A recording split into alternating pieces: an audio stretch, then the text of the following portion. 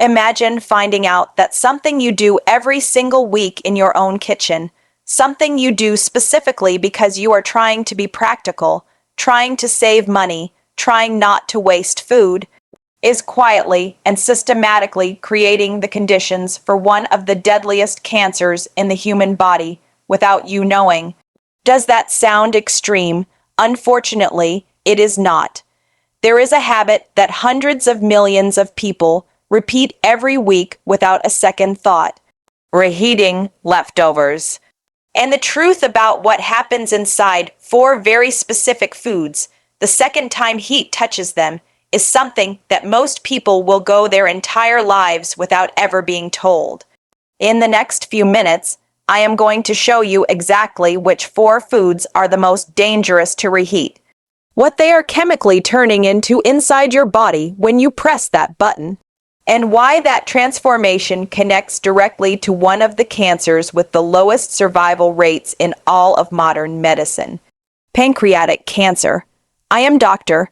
Aliza Wright, and I am going to tell you something today that I believe every single person who cooks at home deserves to know, because I have sat across from too many patients who received a devastating diagnosis and looked at me and asked, "Why did nobody warn me about this sooner?"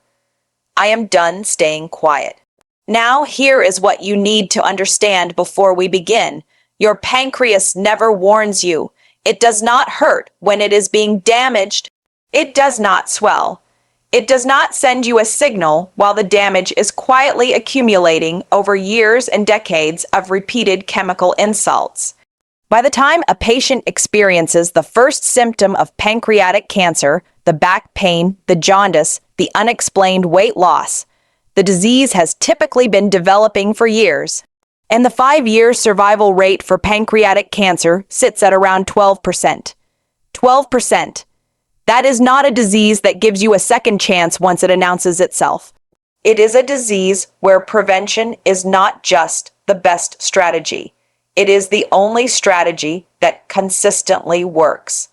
And some of what feeds that prevention is sitting in your refrigerator right now, waiting to be reheated for tomorrow's lunch. Before I walk you through the four foods, I need to explain what is actually happening at the chemical level when food is reheated. Because without that foundation, this will sound like fear mongering rather than the biochemistry it actually is. When certain foods are cooked the first time, natural chemical reactions occur. Proteins interact with sugars and heat. Nitrogen containing compounds interact with available amino acids. Fats begin to oxidize. In most cases, the compounds produced by first-time cooking are present in amounts the body can manage, process, and eliminate. But reheating changes the equation fundamentally. The second time heat is applied, several things happen simultaneously. First, whatever protective antioxidant compounds were present in the original food are further degraded or destroyed. The biological buffers that would have partially neutralized harmful compounds are gone. Second, the chemical reactions that produced small amounts of carcinogenic compounds during first cooking are accelerated again, but this time without those buffers. Third, bacterial activity that occurred during cooling and storage has already begun converting certain compounds, particularly nitrates in vegetables, into more reactive and more dangerous intermediate forms. Heat then drives those intermediates forward into carcinogens. The specific class of compounds we are most concerned about from a cancer research standpoint are N-nitroso compounds, also called nitrosamines and heterocyclic amines.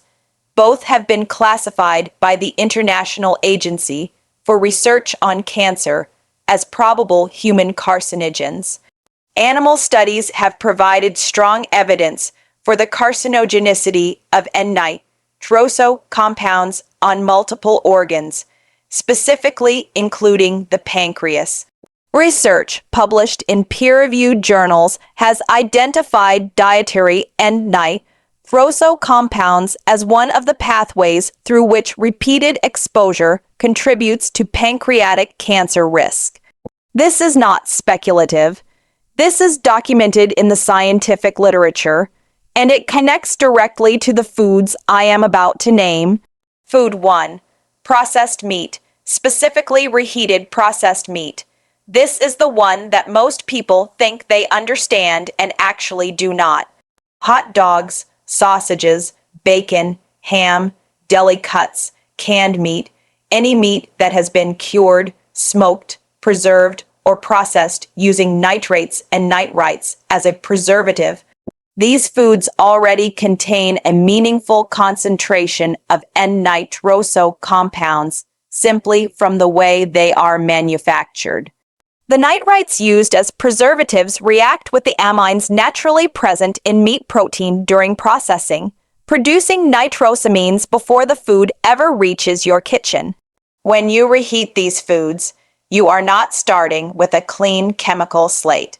You are applying heat to a food that already contains documented carcinogens, and heat accelerates nitrosamine formation. The higher the temperature and the longer the exposure, the more the reaction compounds. Frying or microwaving processed meat at high heat produces a meaningfully higher concentration of nitrosamines than the original food contained. Research examining this specific mechanism, dietary N-nitroso compounds, and pancreatic cancer risk, found that high dietary intake of these compounds was associated with elevated pancreatic cancer risk. Studies examining red and processed meat consumption have proposed several mechanisms linking them to pancreatic cancer, with heterocyclic amines, polycyclic aromatic hydrocarbons, and N-nitroso compounds produced by cooking at high temperatures identified as key mutagens. The practical truth is this: processed meats contain their own built-in carcinogenic precursors. Cooking them once is already a chemical event. Reheating them at high temperatures is adding accelerant to a reaction that should never have been encouraged in the first place.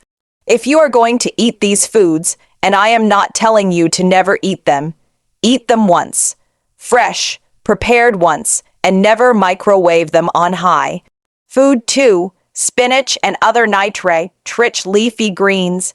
This one surprises people the most. They reach for spinach precisely because it is healthy. They add it to everything precisely because the nutrition advice they have received for decades has been correct. Spinach is genuinely rich in iron, folate, vitamins, and antioxidants. And then they reheat the leftover spinach from dinner and undo a meaningful portion of that nutritional benefit, while simultaneously triggering the very chemical pathway they were trying to avoid. Here is what happens.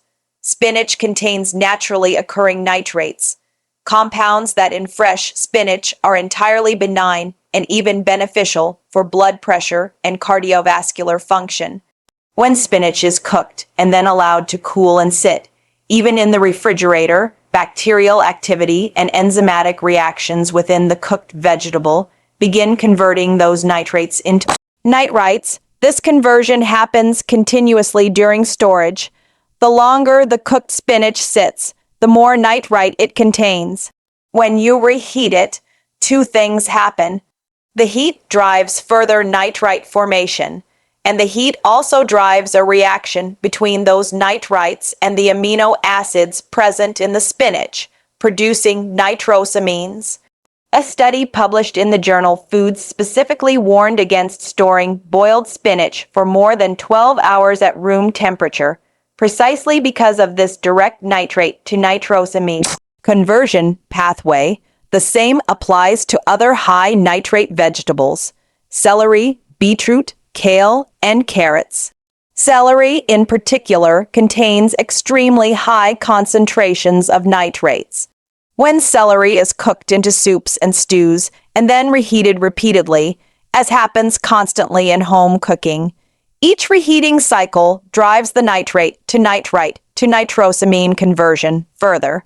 The World Health Organization's International Agency for Research on Cancer confirmed that nitrosamines in food are established carcinogens linked to gastrointestinal and pancreatic cancers. The irony is precise. The vegetable you are reheating specifically because it is healthy is chemically transforming into something that works against the very protection it was supposed to provide. The safest approach is straightforward. Cook spinach and leafy greens fresh in the quantity you will eat immediately. If you have leftover cooked spinach, eat it cold in a salad the next day rather than reheating it. Cold does not drive the nitrosamine forming reaction. Heat does. If you have made it this far, you are clearly invested in this. You want to see what comes next. But most viewers enjoy this content and scroll away without subscribing, and then they miss everything that follows. If this video means something to you, if knowing these 4 foods changes how you cook this week, tap subscribe. It takes 1 second. If not, you will probably forget this channel exists and miss a lot of important conversations ahead. Now, let us continue because the third food is the one most people already suspect is dangerous, but for the wrong reason entirely. Food 3, cooking oils, specifically reheating oils that have already been heated once. Most people understand vaguely that oil reuse is not ideal. What most people do not understand is the specific chemistry of why and how that chemistry connects to cancer risk. When a cooking oil, particularly a polyunsaturated oil like sunflower, corn, soybean, or canola, is heated to cooking temperature, a process called lipid peroxidation begins. The double bonds in polyunsaturated fatty acids react with oxygen and heat to produce a cascade of oxidized compounds, aldehydes, particularly acrolein and 4-hide, roxanonyl, polycyclic aromatic hydrocarbons, and acrylamide in the presence of starchy foods. These compounds are genotoxic, meaning they cause direct damage to DNA. When that oil is reheated, or when food fried or cooked in that oil is reheated, the oxidation process continues from where it left off. Each additional exposure to heat compounds the damage. The smoke point, the temperature at which an oil begins to visibly break down, lowers with each use, meaning the oil reaches its toxic breakdown threshold faster and at lower temperatures with each reheating cycle. The concentration of aldehydes and pHs increases with each heating. The International Agency for Research on Cancer has classified several of the primary compounds produced by repeated oil heating, including acrylamide and polycyclic aromatic hydrocarbons, as probable human carcinogens. Research examining the formation of heterocyclic amines, PA, and acrylamide in cooked foods has found that temperature and cooking duration are the primary determinants of how much of these compounds are produced. Every time you reheat fried foods, fries, fried chicken, anything cooked in oil, you are applying additional heat to a food that was already sitting in oil that had undergone at least one prior oxidation cycle. The specific additional risk with reheating fried foods rather than simply frying at high temperatures is this. When fried food is reheated, particularly in a microwave, the surface temperature becomes uneven. Some areas of the food are scorched at very high temperatures, while others barely warm. The scorched areas produce the highest concentrations of all 3 classes of compounds, HCA, PA, and acrylamide. While you may not even notice the scorching because it occurs at a microscopic level, that does not always produce visible browning. The safer approach: do not reheat fried foods. Eat fried foods once, fresh, immediately after cooking. If you must reheat, use an oven at a moderate temperature that warms the food evenly rather than scorching surface areas, and never reuse frying oil. Discard it after one use. Food 4, rice, and this one is different from the others in a critical way. The risk from reheated rice is not primarily carcinogenic in the same direct chemical sense as the previous three foods. The risk is a bacterial toxin that is heat-resistant, meaning reheating does not destroy it, and that has documented connections to intestinal inflammation, which is itself a known risk factor for gastrointestinal cancers over long-term repeated exposure.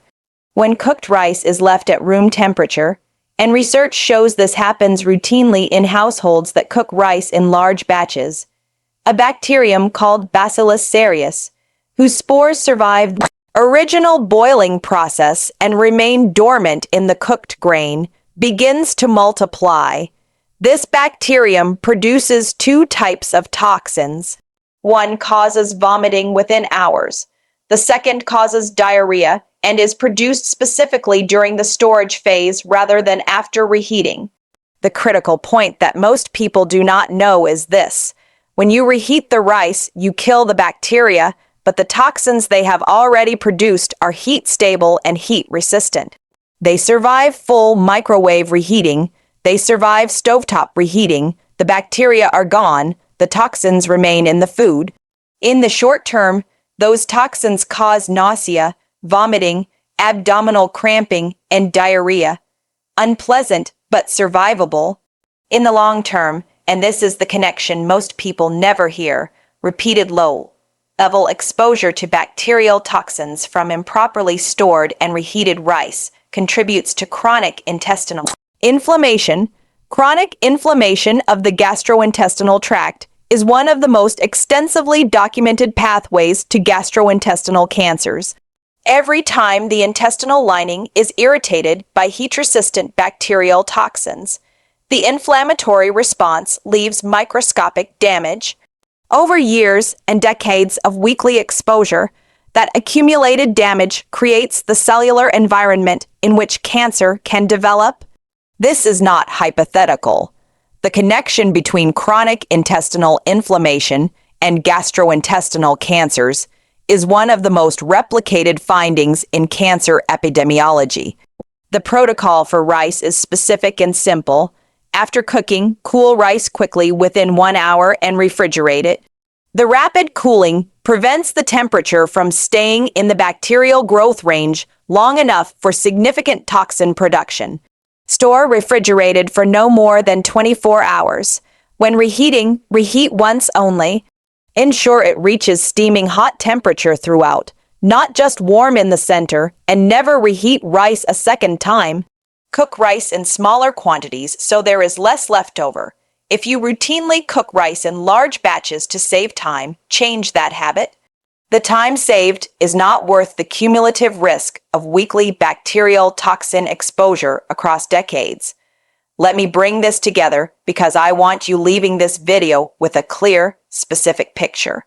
Not anxiety, but information. 4 foods, 4 distinct mechanisms, 1 unifying principle. Reheated processed meats produce nitrosamines and nitroso compounds that research has specifically linked to pancreatic cancer development, and that the IARC classifies as probable human carcinogens. Reheated spinach in nitrate. Rich leafy greens convert their naturally occurring nitrates into nitrites and then into nitrosamines through a heat-driven reaction that is completely preventable by simply eating them cold or cooking them fresh. Reheated cooking oils and fried foods produce an accumulating load of aldehydes, polycyclic aromatic hydrocarbons, and acrylamide, genotoxic compounds that damage DNA directly, with each additional heating cycle compounding the previous one.